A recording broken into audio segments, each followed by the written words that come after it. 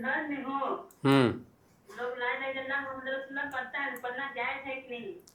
ہاں لا الہ الا اللہ محمد الرسول اللہ پڑھ سکتے ہیں، لیکن لا الہ الا اللہ محمد الرسول اللہ اصل میں جب جان نکل رہی ہونا تو اس وقت پڑھنا چاہیے تاکہ مرنے والے کی زبان پہ یہ کلمات جاری ہو جائیں۔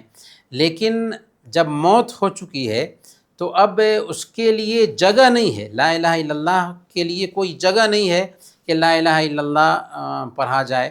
لیکن کوئی بات نہیں، ایسے لا الہ الا اللہ ایک ذکر ہے، ذکر کے طور پر پڑھ سکتے ہیں، کوئی بات نہیں۔